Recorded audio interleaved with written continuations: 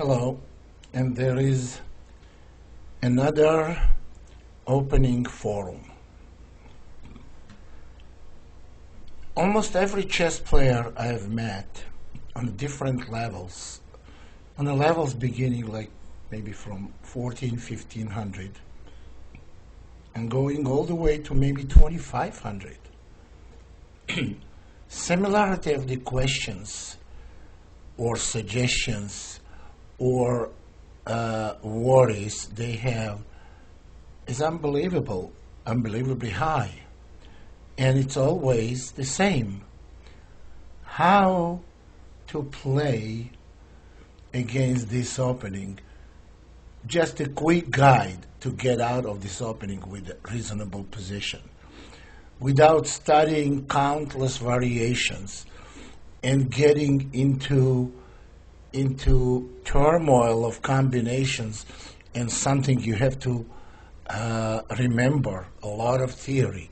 What is the easy way of getting out this on that opening? And one of these questions was regarding c4 move, English.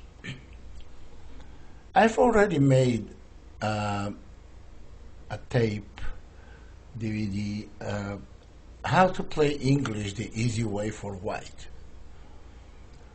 Well, what do we do if we play black? Suppose you are a King's Indian player. Here is the problem you're facing. If you are King's Indian player, you may not necessarily get King's Indian. You may get English opening, which means by that white may never play d4. White may go e4, knight e2, or white may play knight f3 and later d3. So that's not quite King's Indian. Suppose you want to play, you are Nimzovich player, and you want to play knight f6 and knight c3, e6. You don't necessarily get Nimzovich opening because you may get e4. That's an English, and you have to study quite a bit of theory. You may not be very happy with it. Suppose you are Grunfeld player. You may not get the Grunfeld the way you want. For example, white can go knight c3, g6, g3. Well, it's kind of a Grunfeld variety, but it's not exactly Grunfeld defense because white may never play d4. So is there a universal answer to the c4 move? I made a lot of attempts to do that for black. Well, because I play almost every opening I used to play, because unfortunately, I've been around for way too long, and the reason for that is my age. So I have tried everything, and I tried to explore different possibilities. And you know that for white, on Sicilian, why am I changing subject? I will explain now. I try to advocate this opening, which is kind of Grand Prix ideas. Now I have combined ideas of that opening for white variety of Sicilian with some English variation. For example, c4. This is typical English position. Knight f3, knight c6, e3 or g3, and bishop b4. So I'm combining these two, and I came out with very interesting way to play this opening against c4. And I've played many games. Of course, they were not serious tournament games because I'm retired for several years, and I played only on the internet, and I played against players, quite strong players, and a lot of GMs, and a lot of 24, 2500 or 2300. So I doubt that you're going to play, your opponent is in tournament going to play much, much stronger than that. But I had great success with it. I won big majority of my games. In most of the cases, I wasn't even better than my opponent. But I played because I knew what I was doing better. And every time, actually, it's not important whether you won or not. The important is result of the opening. Result of the opening means position you came out with. And the biggest advantage of it all, actually two of them. You have a clear plan. You have very clear plan in most of the cases. And the other thing is that you will be familiar with it a lot better than your opponent. Oh, there we go. That's good enough incentive for you to adapt the system and to play. c4, I would go e5. And of course, before we get to the essence, to the main ideas here, well, you'll say this position is million years old and there were million games played with it, of course. But we played little differently. Now, before we get to the main continuation, starting with knight c3 or g3, I don't want to really discuss knight f3 move, e4, knight d4, and knight c6. This is favoring black, and there is a very famous game played between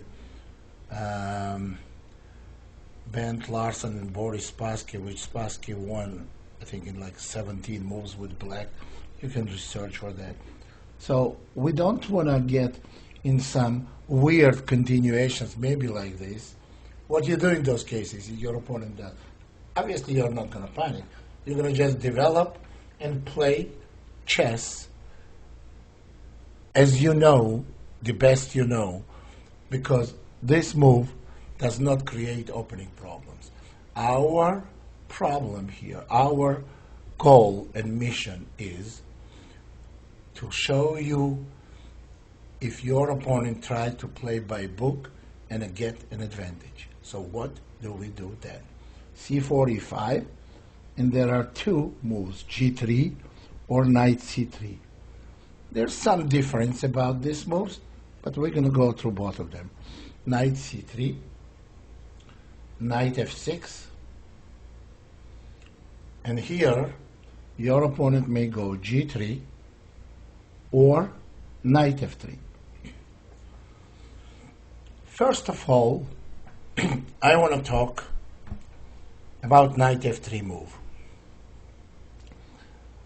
Knight f3, we obviously go knight c6. And now your opponent may play g3, which is the main theoretical move. And we're going to discuss that. They may go d4, which was popular at some point. Well, after d4, ed, knight takes d4, bishop b4, based on latest thinking and theory, black is doing okay. Now, I don't want to go into details of it. You can look what modern theory says and follow it.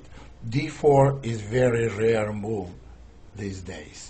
After bishop b4, black is doing okay, and I don't have any innovations on my own in this position because I don't think there is a need for it. The main move, well, there is D3 move or E3 move. On D3 or E3, you will play bishop B4, as we're gonna see soon, and G3 is the main move. The main move in this position is G3, and then we go simply bishop B4. Now, some people like to play A3, but you see, if you play A3 after D5, CD, knight takes D5, you have very well-known Sicilian position.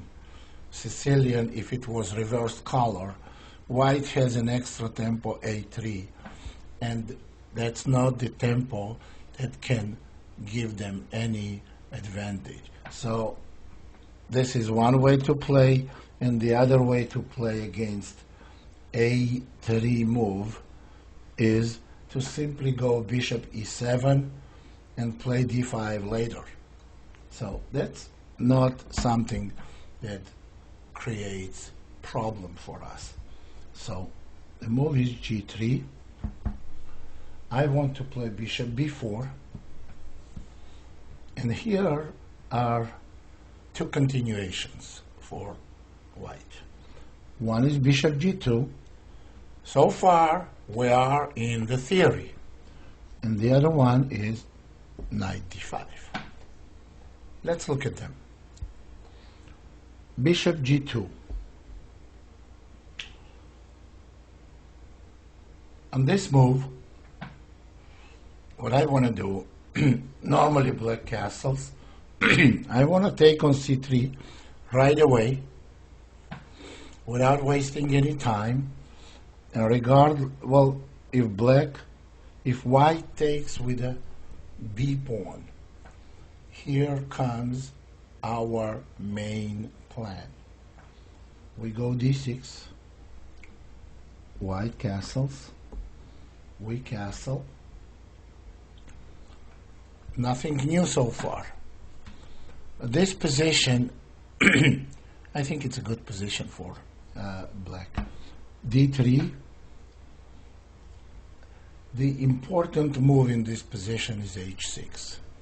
It's important for more than one reason. First of all, we don't want bishop to go to G5. We don't want exchange, black to exchange dark square bishop, because that will increase the power of light square bishop after D2. Light square bishop will be dominating on the long diagonal. This is one reason we play H6. The other reason we intending to play bishop E6, we want to stop knight G5.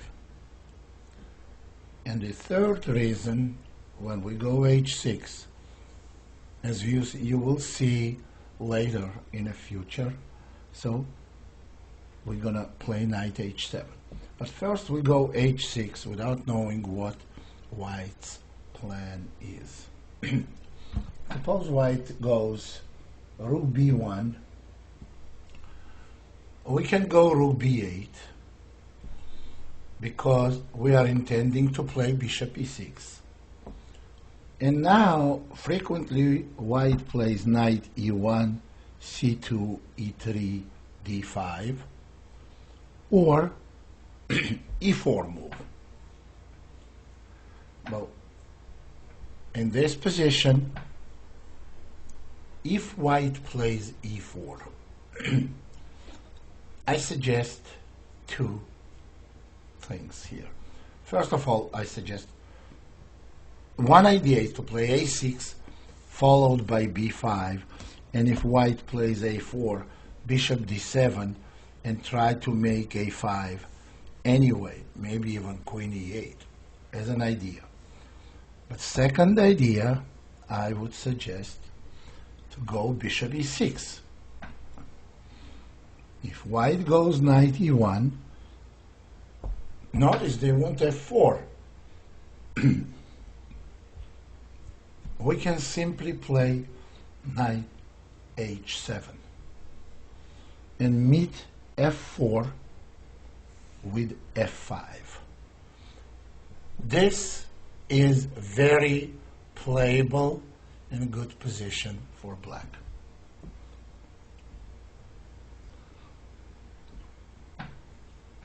So bishop e6, and if white doesn't play knight e1, trying to go f4, then we're going to go queen d7 and bishop h3.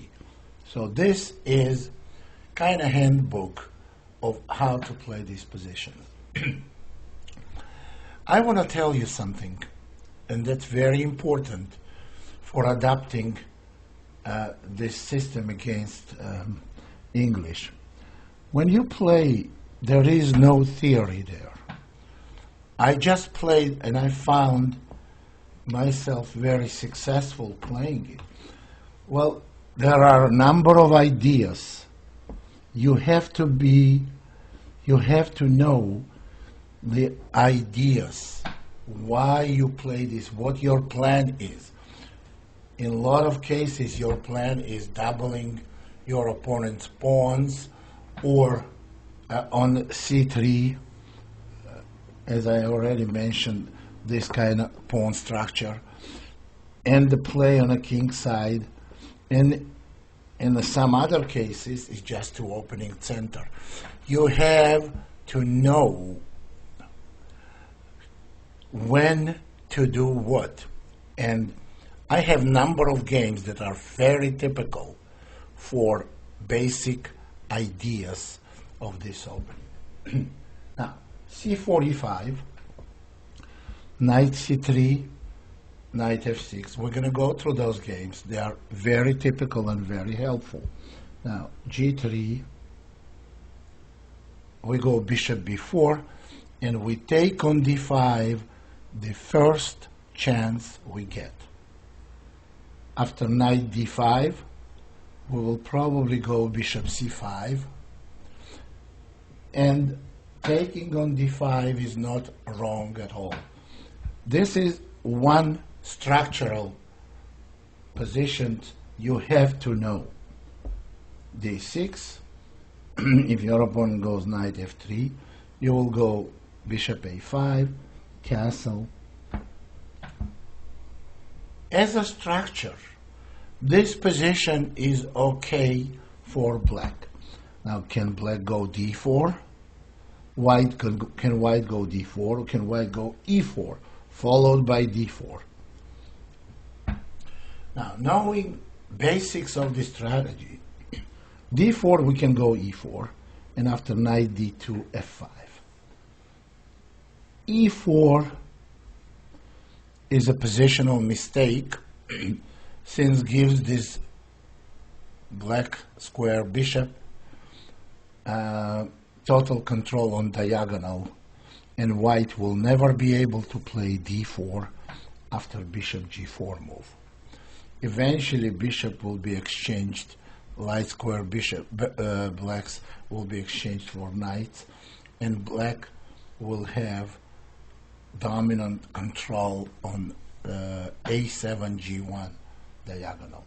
So if white goes d3, then what we're going to do, obviously, just several ways you can play. You can go c6 and establish good center, or you can be more ambitious, like going bishop g4, knight d7, followed by f5.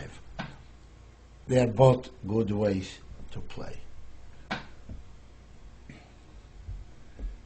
So the basic ideas of these openings, you have to know. Actually, since there is no much theory, what will be very important for you to pay close attention to the games we will analyze in a little bit.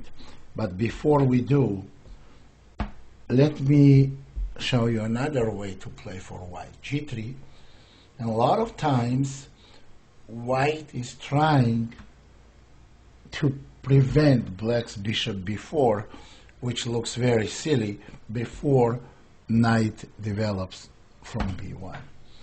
So in this position, we go knight c6, but now white has to do something with the knight, and then when they go knight c3, we go bishop b4. Now they may go knight d5. See, now our knight on c6, and if we take on d5, we're going to have to move this knight after cd. So what I would recommend, what I would play here, in this position, we have two options, actually. We can go simply bishop c5, and we will discuss it in a second, and the other option is d6. Some people may be reluctant playing d6 because it creates, black loses a pawn after knight takes b4 and queen a4 check. But that's not the kind of pawn if I would be happy to win if I was white. So I made several moves with a queen. My light square bishop is gone and I'm behind in development. But if you don't want to sacrifice the pawn, of course you don't have to.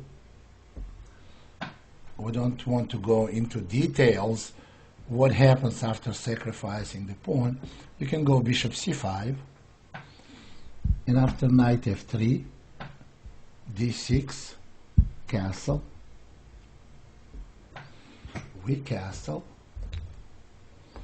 and now d3. Now let's talk about this position. This is another position that is unorthodox and is okay for black to play. Knight takes d5 is one move to play, and the other option is h6. You have to stop bishop g5 here. Position after knight takes d5, ed, I played several times. And it's interesting, I was discussing this position with Anatoly Karpov, who agrees with me that after knight e7, white's best response d4, e takes d, knight takes d4. White has centralized knight, more space, and better pawn structure. What does black have? Black has, in my opinion, more than sufficient counterplay for that. They can go knight g6, rook e8. They have very strong bishop on c5. Also, they can go knight f5. And notice this position looks like, it looks like better pawn structure for white. No, but white has no counterplay, no play. On e4, we can go bishop d7. And later on, we can go f5. You see, this is the type of position I would love to play for black, because eventually, when knights are exchanged, black has very powerful two bishops, much better than white's two bishops. And this is the position I would never play when I play Grand Prix for white. If I had an extra tempo in this position, my pawn would be here. Oh, this is a bad position for black. So if I was playing, if we reverse colors, we had this position with extra tempo f5, which might have happened from Grand Prix Sicilian that we play. Then f5 makes whole difference in evaluation of this position.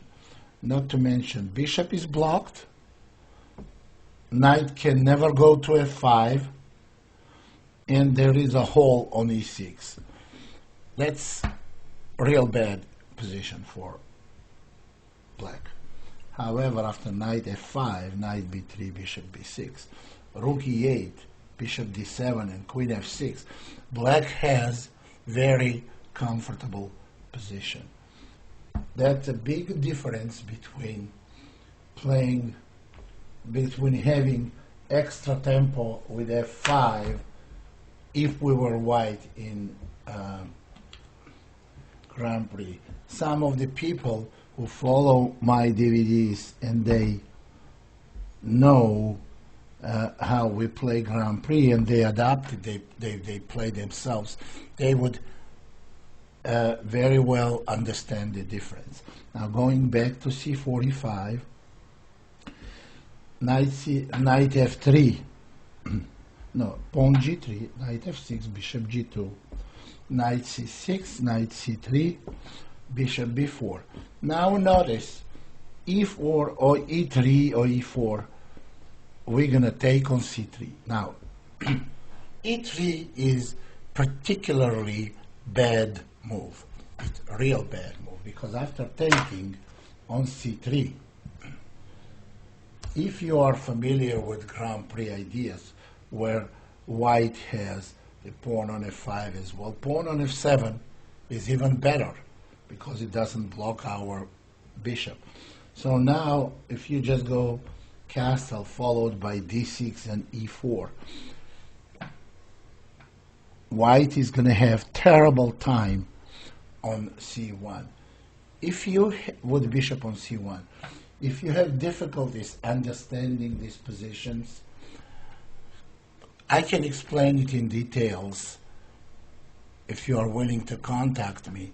But for now, we're going to stop at that. And if in this position,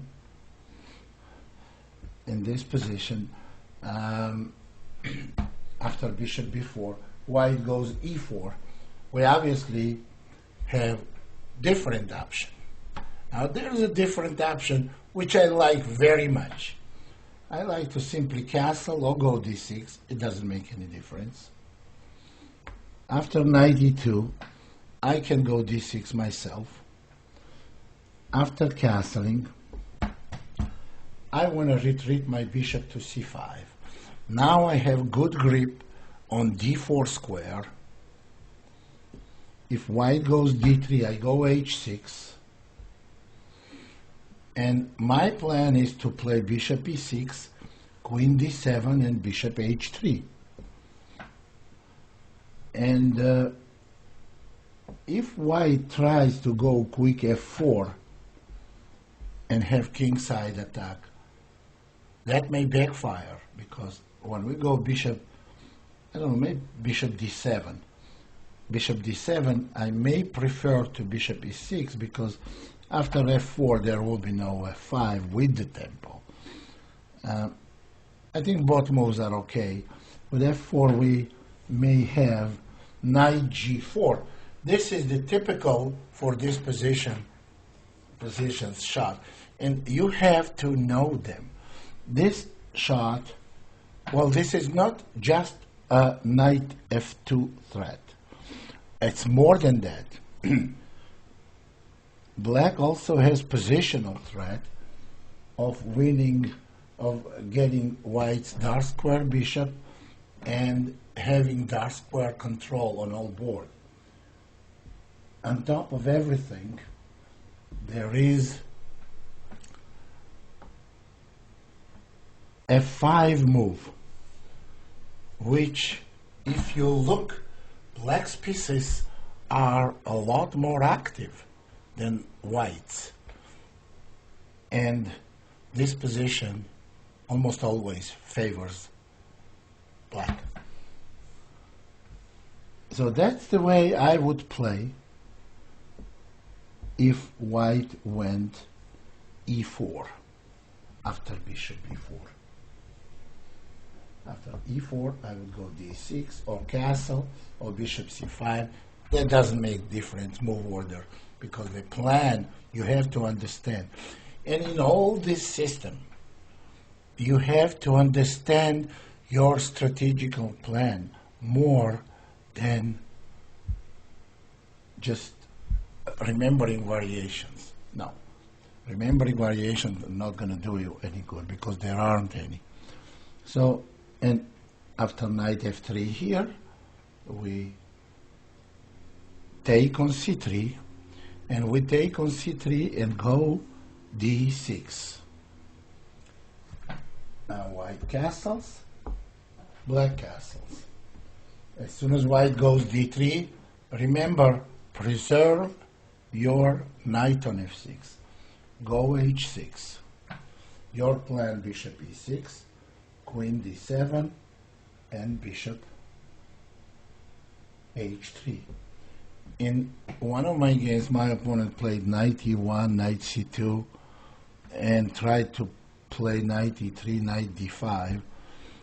On that, I reacted differently, and we're going to talk about it when I get to the game part where I analyze some games. And this part, as I mentioned a couple of minutes ago, is the most important part because it emphasizes all positional ideas and teaches you a lot about strategy. That's why I widely recommend to play this system. You will learn a lot about strategy. So,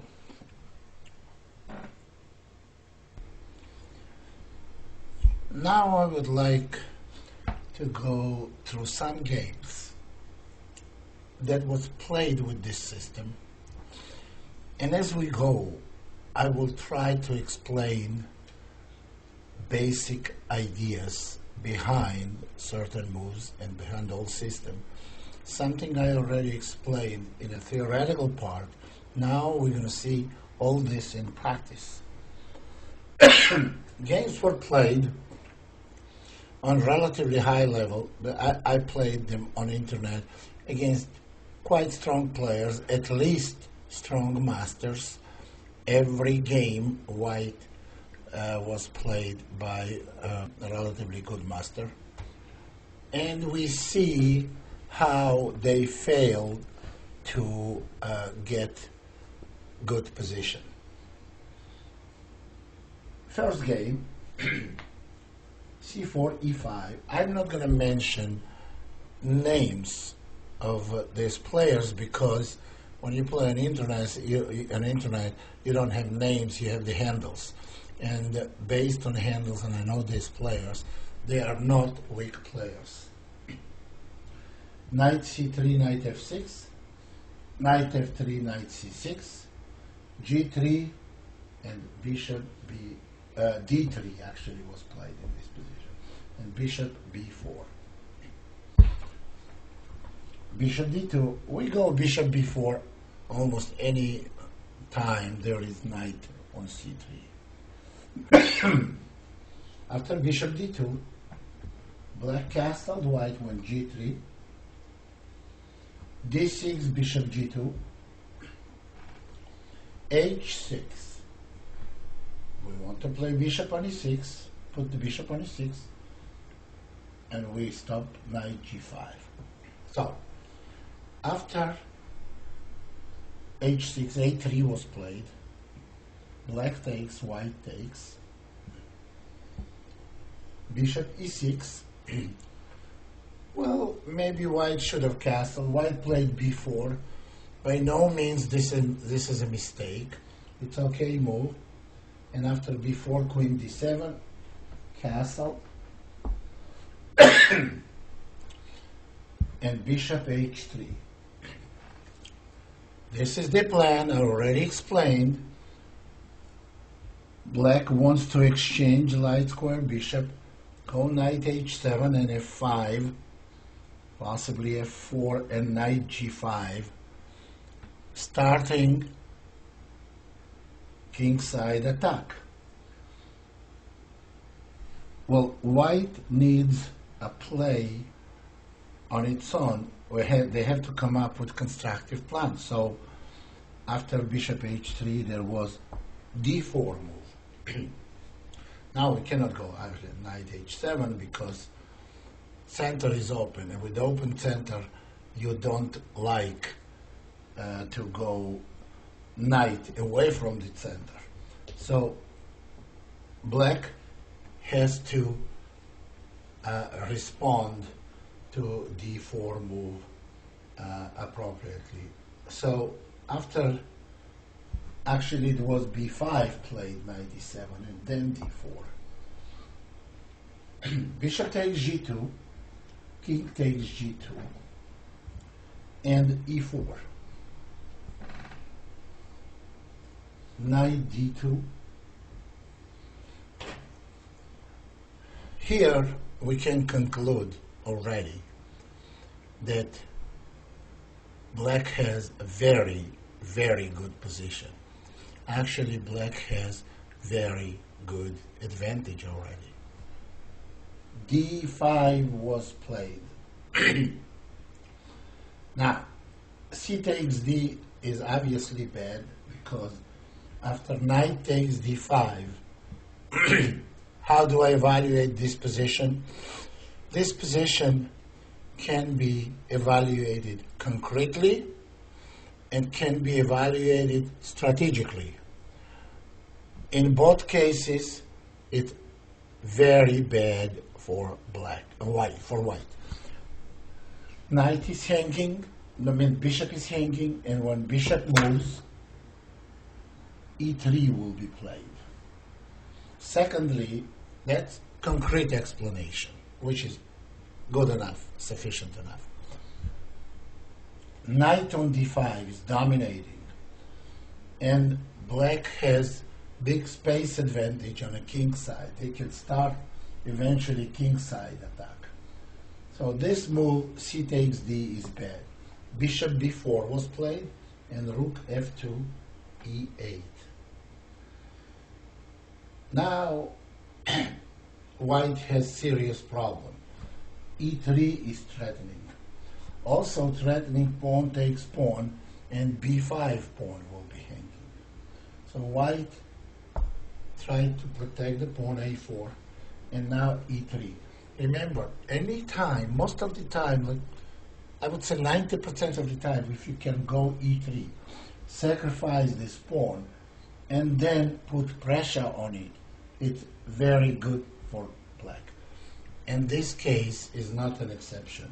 e3 was played, and after e3, I think white is lost here. If pawn takes, then knight f5, followed by knight g4, overwhelming threats. Knight f3 was played, which leaves a c4 pawn unattended. D takes c, queen c2. Of course, I could have played simply knight d5, which gives me very good position, but e takes f was very strong as well. After e takes f,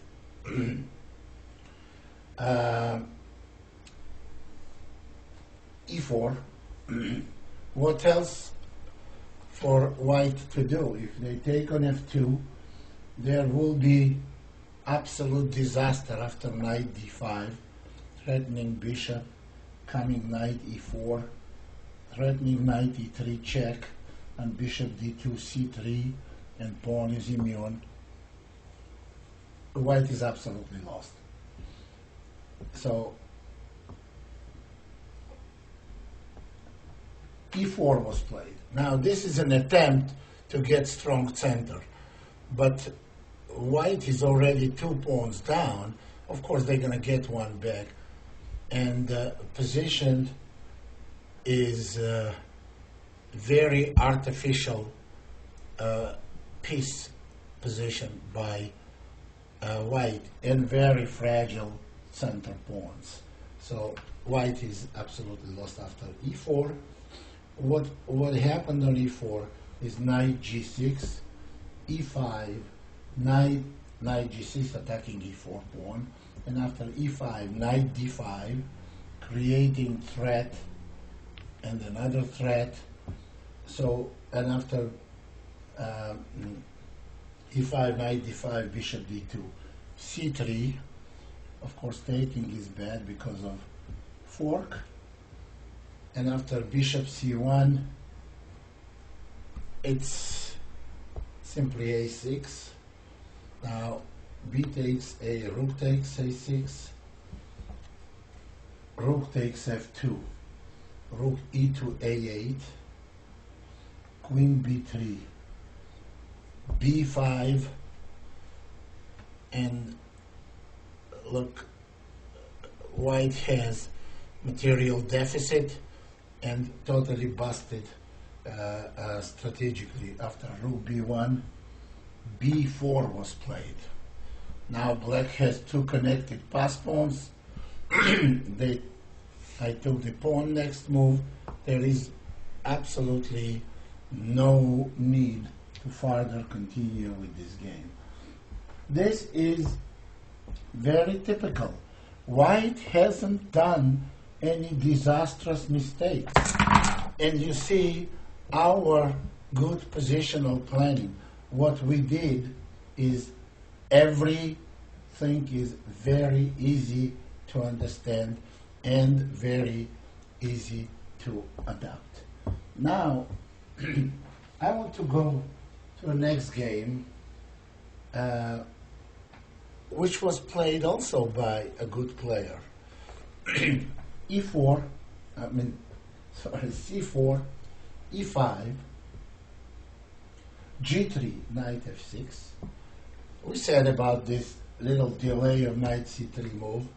Bishop G2, knight C6, knight C3, bishop B4, knight D5. Well, normally we do go D6, but I played A5, which does not interfere with the general strategy. A5, A3, bishop C5, D3, very necessary move, H6, to stop bishop G5, potentially. E3, D6, knight E2, castle, knight C3, knight takes D5, and knight takes D5. Now, another option is to take with a pawn, but we go knight E7. Now, how do we look at this position? If white plays D4, we can take and go back with a bishop. We have bad bishop. No, that's not a bad bishop. That bishop that puts pressure on D4, and then knight F5. Bishop can come alive by playing C6 in much later stage, or A4 and bishop A5. Meanwhile, it's fine where it is, putting a lot of pressure on D4 pawn. So that's not a bad position for bishop. So knight took on D5, knight E7, white castle, knight takes D5, and bishop takes D5. This position is better for black. Now, why is this position better for black? There are 8 pawns, no weaknesses on either side. What is white's problem? White's problem is that they don't have a play. They don't have a plan. Black can do many things. They can go C6 and D5. Oh, bishop H3 was played, the move. Now, after bishop H3, rook E1. What happens after? If white plays bishop takes B7, black will take the rook, and after bishop simply takes on D3, black has better position. If bishop moves, we can go E4, and if we exchange bishops, if white takes bishop, queen takes bishop, you see black is much better. They can go a4, rook b8, better pawn structure. So the natural move, it's not a bad player for with white. So on bishop h3 he played natural rook e1, and after c6 bishop h1, trying to keep this bishop alive. After bishop g2 we would take and go d5, have clear, small but clear advantage with black. After bishop h1, white plays queen, black plays queen d7, white goes rook b1, naturally wants to go b4, and f5. Of course, there's a possibility of going a4, which is not bad, but there is nothing wrong with f5 move, d4. Now, this is already a mistake. It's understandable white is trying to stop black's f4 attempt. After d4, e takes d, and bishop a7.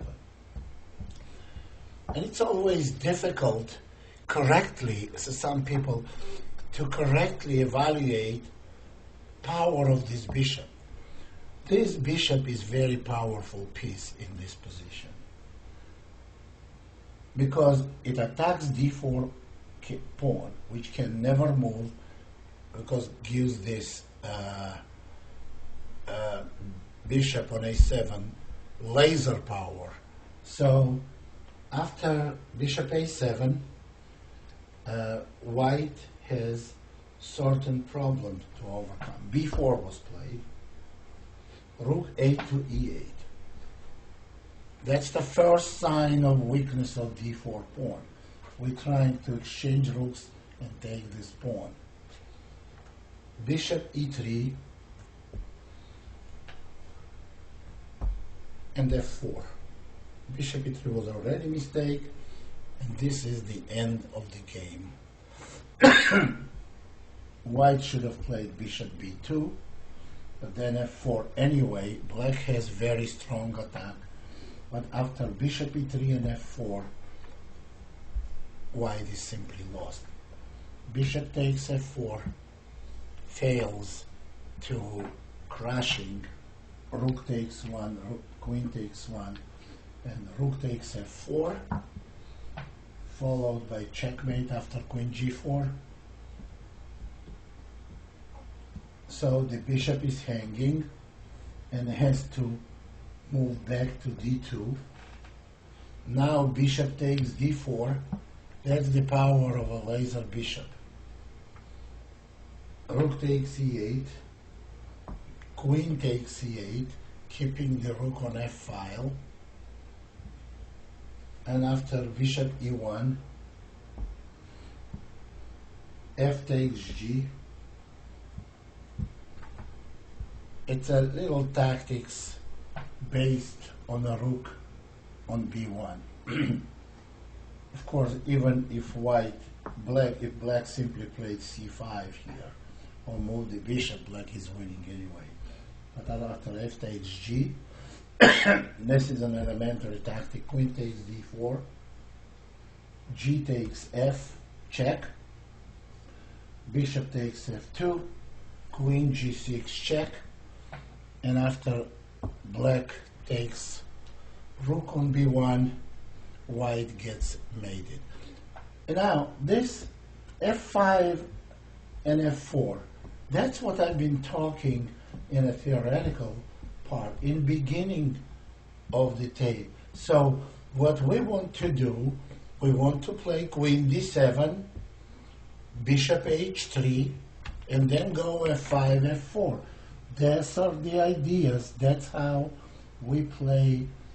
Those are our ideas in Grand Prix Sicilian when we play for white, whoever is playing that system and adapted that system for white. That's a similar type of attack, and it's very much planned. This is planned thing. So if you play this part of this way against the English defense, you are likely to get a lot of positions that you will know what your plan is, and you're going to have easy time playing it.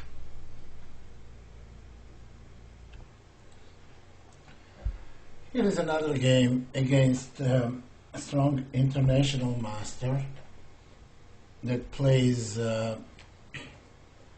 English opening practically all his life.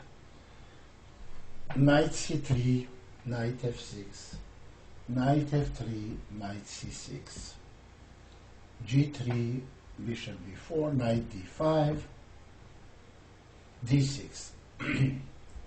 He played knight takes b4, knight takes b4, and bishop g2. Okay, this is position that is very common for this type of openings, for our opening. And the normal move, always castle. Here, I made another move, which is very well within the general idea of the opening. But I had a good feeling that my opponent wanted, after castle, to play maybe d4 quickly. So what I did, since my plan is to put bishop on e6, pawn on h6, and then queen d7, I wanted at the same time to stop d4 move. So I played c5. And again, this is not necessary move, but it's very interesting and worked out just fine in this game. And I cannot tell you always play c5, because your opponent could have played in a last move instead of bishop g2. He could have played a3. So c5 is kind of luxury, like another way to play, but it's not up to you that you can make c5 every time. So bishop g2, c5, that both sides castled, d3 is played, h6, stopping bishop g5, and in this position it's very important to stop bishop g5, because, and again I explain, I already mentioned it before, after exchanging, white exchanges this dark square bishop for our knight. Well, I gotta mention that knight is very important for controlling central squares and also for attacking on a king side. So you have to notice here that after exchanging, white is going to have dominant control on diagonal using their light square bishop. So it's always necessary to play h6, a3, knight c6, rook b1, a5, stopping b4. And here, my opponent went knight e1. Now, the idea is knight c2, knight e3, knight d5. Knight e1, bishop e6, and knight c2. Here I want to talk to you about this position. Queen d7 followed by bishop h3 is still okay plan. But white does not have a knight on c3.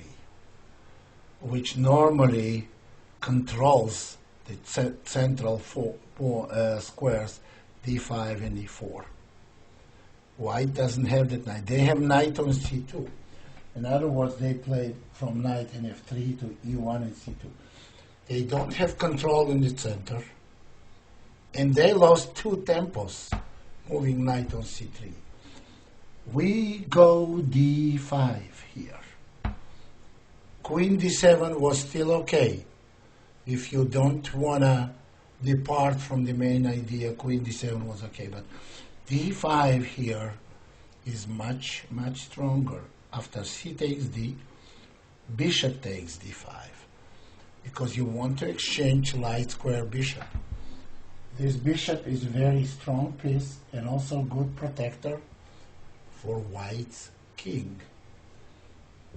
Remember when we play queen d7 and bishop h3? This is the idea. That's why we play, to get this bishop. Here, we do it the other way. Bishop takes d5, and we still exchanging light square bishops.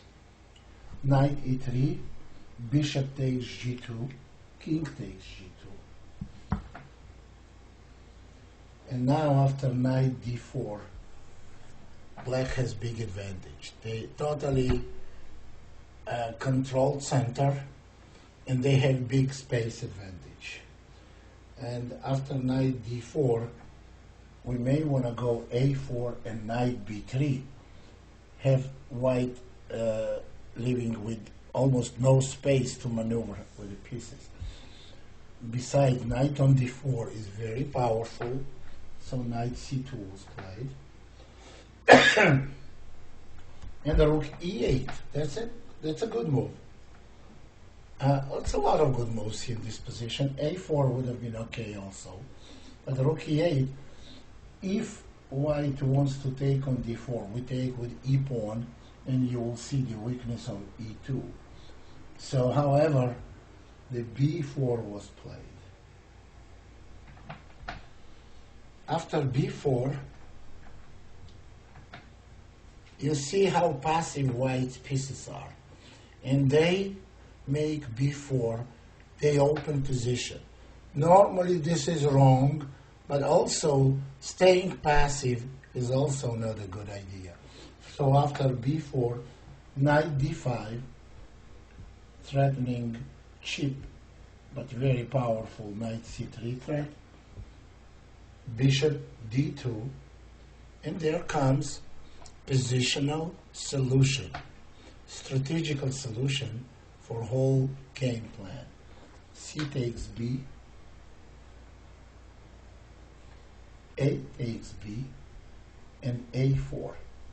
We don't want white to activate the rook on b1. We don't want to open b file. And we want to keep pushing the pawn. Knight a3, queen d7,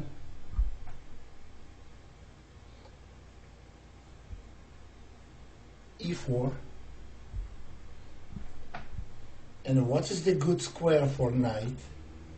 This knight has to go from d5 to b5 without violating rules of chess. So knight c7 is the move.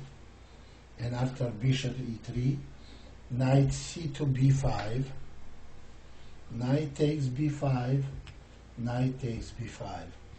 This is ideal position for knight. It's totally dominating square on b5, which controls queen side and the center. It cannot be chased away from b5, supports the a pawn, and makes d3 pawn very weak. White is totally lost here. Queen d2 was played, a3, rook f to c1, rook a6. Now we want to push the pawn and play and support with the rook from a8 to a8, and we also have an option to go against d3 pawn. This is universal, very strong move. Rook a1, rook d6. There is the power of knight on b5. Supports. Pawn on a3 needs no support besides knight. Rook d6, rook d1, and rook d8. On top of all this trouble, white is also losing a pawn now. d4. Now knight takes d4. Rook cannot take because of knight b5. And all white's pieces are hanging. Taking on d4 also devastating. So after knight takes d4, bishop takes d4. That's what happened. Actually, it doesn't matter anymore. Rook takes d4. White simply resigns. This is, well, I don't see any particularly strong move was played by black. So black had, what I did in this game, I did everything I supposed to do in the opening, and then I got an additional chance to play d5 in open position.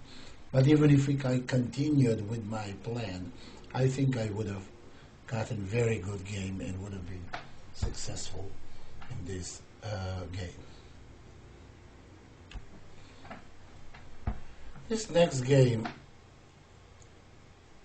my opponent here was German Grandmaster. c4, e5. And it's interesting how quickly he got worse position with white. g3, knight f6. Bishop g2, knight c6. Knight c3, bishop b4. Knight d5, castles. I always abandon this bishop on b4. Knight takes b4, knight takes b4. d3, knight c6. a3, d6. And let's talk about this position a little bit. Why this is okay to play for black? Isn't it like almost very close identical pawn structure, and white has two bishops? Yes, but white's two bishops are not very active. Well, there is a good bishop on g2. That's why we want always to exchange that bishop. And white does not have good grounds for bishops. So, which I mean, position is not open. So, white made a move e3 in this position, which I very much dislike. There is a rule which I adapt in various different openings. In Sicilian, there's sometimes in a lot of different kinds of English positions, and sometimes in other openings. Don't, if you go e3 and g3, don't allow your opponent to go d5. This I mentioned several times on my Grand Prix tapes. So there we play white, so the rule goes for black. Don't go g6 and e6 if white can go d4. So here, white went e3 and g3 when black can go d5. And this is not a good idea. This is something we should know. So now black can go d5, but we want to go d5 and take on d5 with a bishop. So before I went d5, I went bishop e6. I went bishop e6, and now good thing about it that I don't have to go h6 because bishop is blocked and white cannot go knight, bishop g5. I went bishop e6, he went knight e2, and now after d5, black has an advantage, and a serious advantage.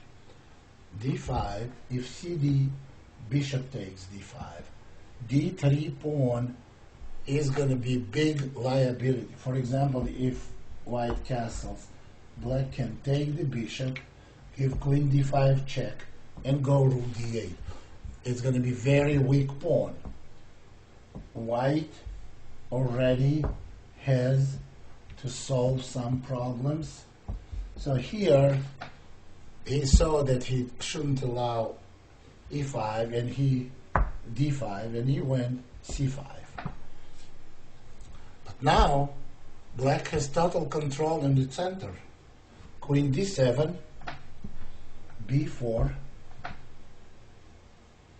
bishop h3, castle, bishop takes g2, king takes g2. And here, I played an interesting plan, not necessarily the best. If I had to play this game again, I would have simply played rook e8, rook d8, going a6, and try to pursue the same plan of attacking on a king's side. This is the normal circumstances, normal plan. That's, I think, what you should do. So, but what I did in this position, I went b5. The queen is on d7. I did b5 because, after b4, so I did b5 because I never wanted him to play b5 and chase my knight away. I like my knight being placed.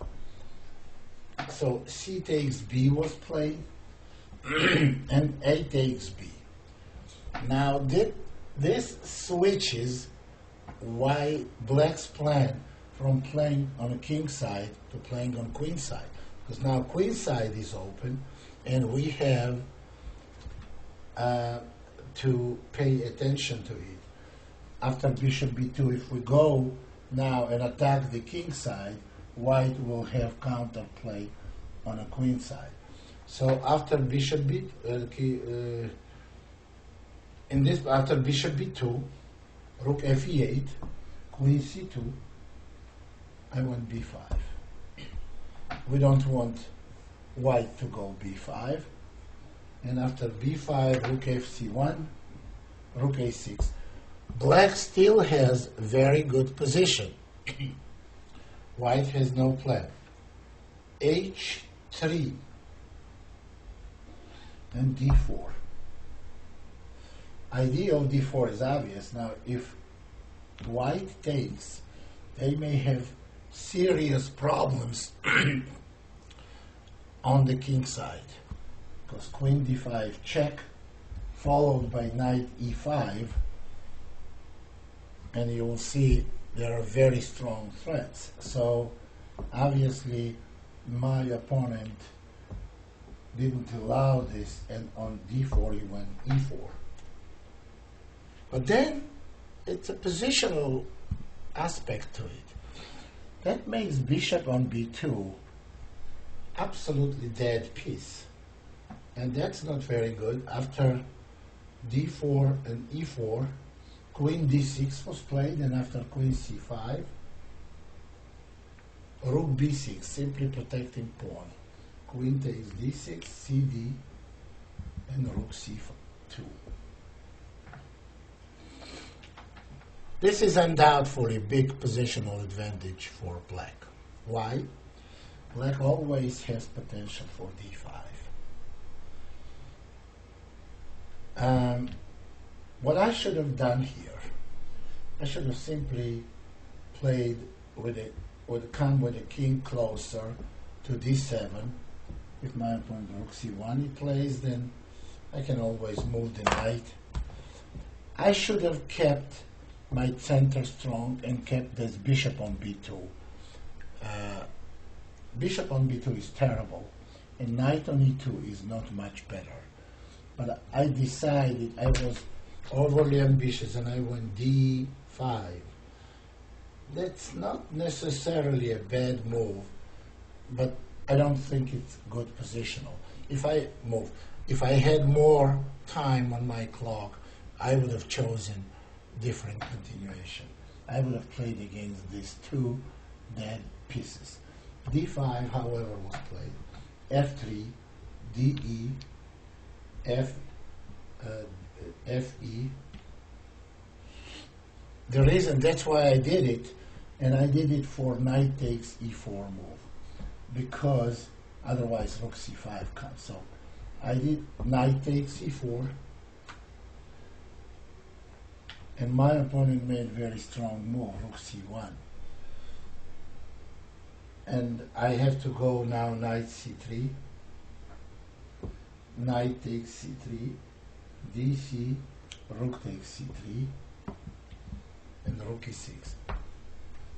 Black still has an advantage, and still difficult for white to come up with a constructive play. Rook c5, the advantage is strictly on a pawn structure, f6, rook d5, knight e7. We want to put the rook on d6 and attack the weak pawn. Rook d8 check, king f7, d4, but that's a mistake. Now white is lost. After rook e2 d6, rooks have to be exchanged, and pawn on d4 is hanging and disabling white to play d takes c, because rook d2 wins the bishop. And after rook d1, knight f5, king f3, knight takes d4, bishop takes d4, rook takes d4, white played rook c1, and black gave check to the pawn, and I won the game quickly. But however, if white decided to go to pawn endgame, that's an absolutely lost endgame for white, because after king d6, black practically has an extra pawn, because a4 cannot be played, and black advances 3 pawns versus 2 on the king side and wins. An attempt to make pass pawn is going to fail terribly. g5, and after a4, we just take and go f4. And so I won the game. That's absolutely lost position. So this was very instructive game. Well, I didn't play it my best, but still got more in the opening that you can get in any other opening almost. I got an advantage with 2 different very good plans to go with. Very interesting positional concept. We're going to see next game. Again, my opponent is quite strong player, and I got very good position. There was, of course, mistakes on both sides due to a time control, but that doesn't take away from the fact that how basic strategy was conducted. So c4, e5, knight c3, knight f6, knight f3, knight c6, g3, bishop b4. As I already mentioned, this is the most common way to play for white. Knight d5, d6, Knight takes b4. Knight takes b4. d3. Castle. a3. Knight c6. As you remember, we already mentioned on d3, here I castled, but in one of the games that we already went through, I played c5. They're both very playable, of course. I castled, a3, knight c6. Sometimes when I play one move in one game and different move in the other game, that means a value is about the same value. I don't give much preference to one or the other. And after bishop g2, h6, b3. Now, b3 can be played with one idea only, d4 to go. Maybe not right away, maybe later. But on b3, I tried to put my bishop, instead of bishop e6, which is the most common move, I played bishop f5. The same idea, not much different. Notice, again, this is blitz games, and sometimes I like to vary, but it does not depart from the main positional ideas. Queen d7, rook e1. This is very typical move in order to preserve the light square bishop. Bishop h3, bishop h1. And here we have to go f5 and f4. So knight h7. That's the plan. You see how in every game we look, we get the ideas that I explained briefly in the opening part. What are our ideas? Knight h7, d4, e4, knight d2, and again I said that 90% of the time if you can go e3 and after fe play against these weaknesses, it's good. This is not an exception. Rook a to e8. Obviously white cannot push e4 because of knight takes d4.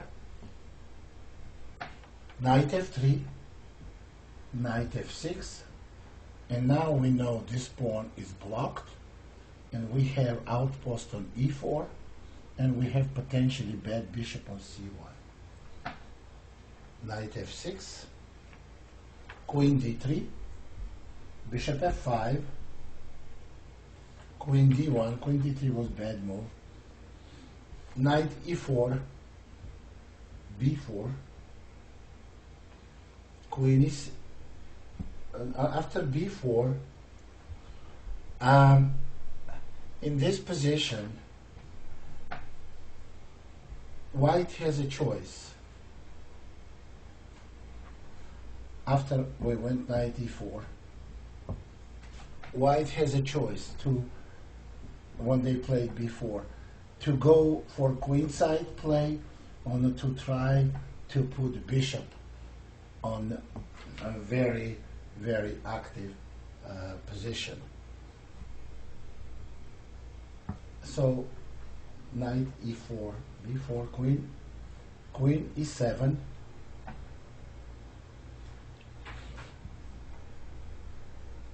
b4 was played, queen e7, bishop b2, queen b3 could have been played also.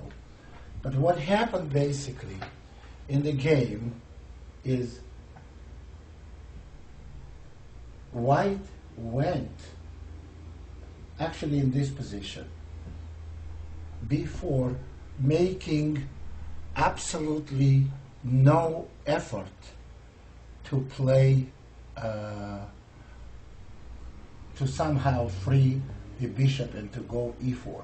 They could have done knight d2, but then knight c3 wins the queen. They could have played rook a2. then also knight c3. So what can be done? They could have tried somehow to exchange knights and push the e-pawn finally. But that's impossible. Black has very strong grip. Actually, in this position, what I did, I played queen e6. Well, of course, d5, we will go queen f6. That will make black's position even stronger because rook is hanging on a1 and knight is going to come to e5. So after queen e6, queen b3 was played. b4 is played. Queen e6, we attack the c4 pawn. Queen b3, queen g6. Now this move I do not like because I'm exchanging my light square bishop. The move I like better is knight e7. Knight is practically the only piece that is not standing well. I should try to put it on some better positions. So I played queen g6. That was error. And after knight h4, queen g5, knight takes f5, queen takes f5, rook f1, bishop g6, queen g6, bishop takes e4, rook takes e4, and b5. Knight went to e7. This is very, very difficult position for white. Knight is coming to f5, and I have a lot of pressure on the king side. Queen d3, rook e8,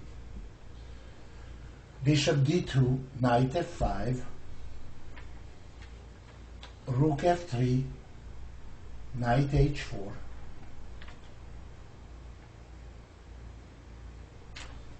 well, and here knight h4 I played with the idea of going to the endgame. I don't know if it's the best way to play. I think I should have played here for the middle game and played h5, knight h6, and then try h4. Knight h4 is not the best idea, but I like to play a good positional endgame, so I played this way. So rook takes f4, queen takes g6, knight takes g6, g takes f, and f5. Black is a pawn down, but black has absolutely sufficient counterplay. Back bishop, knight is much better than a bishop, always in these positions, because too many pawns on the board, and potentially very good square on f4. d5, knight f8, king f2, knight d7, bishop c3, knight c5, bishop d4, knight e4 check, king e1, king f7, a4, b6, a5, rook e7. A takes b, a takes b. Well, but the problem with this position for black is black has very good knight, very good outpost on e4. It doesn't feel like black is pawn down because these pawns are not really strong pawns, but black has white's black square bishop is very strong, and that makes it very difficult for black to win this game. So king f1 was played, g5, king g2, g4, rook a8, king g6. Game should have ended here in a draw. Rook g8, check, king f7, rook h8, king g6. And my opponent should have taken a draw because neither side has any advantage. He got overly ambitious here, and lost the game. King G6. And again, we repeated several times. And then he went Rook C8. Now, this is actually a good example for someone when you play for win without any plan. That's bad idea. H5, H3, King H7, HG, HG, Rook H6 check, King G6, Rook G8, King F7, Rook H8. But now black has an advantage. Rook E8, Rook H5. Now, why didn't he go Rook H7 check and take on C7? That would have created a problem because actually this position that wasn't like this. King G6, Rook E8 was played, but if check and take, there is Rook A8 very strong and Rook A2. Well, game was actually, it's not important part of the game because it was very much in a terrible time scramble, and this position is, black has a draw if they want to by going check and back, giving this pawn is very weak. So game ended after mistakes from both sides. Black won the game. This is not significant, but significant part was the first part of the game. Black again and again got very, very strong position after opening, and that's all that counts for you. So to summarize this system, what can we say? When you play, I don't know much of a theory. I don't know any theory of this opening as far as the theory goes, because there isn't any. As much as I know about this opening, I already mentioned. Now, of course, you may get some new positions. Well, I didn't get anything totally out of ordinary in like hundreds of games I have played. What are the chances that you're going to get something totally new for you? They're very slim. But if you know the basic ideas I showed you, you will be very comfortable if you understand every positional aspect, every plan there is for attack on the king's side, for light squares, for closing center, for open. You're going to have very good opening in your arsenal against c4. The good thing is, if white plays c4 and you play e5, and if they change now to go to king's Indian or to go to, for example, Nimzo, they cannot do that. Once they play c4 and you play e5, they have to play English opening. Well, for example, on c4, if you go knight f6, they can switch to some other opening. But c4, e5, that's it. There will be already definitely English opening.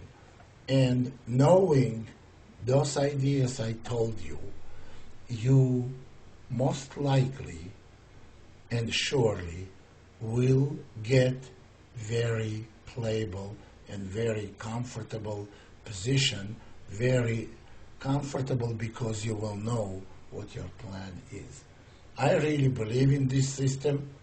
I've been playing it for a while, all the time, and I am totally for it, and I really advocate for you to play it.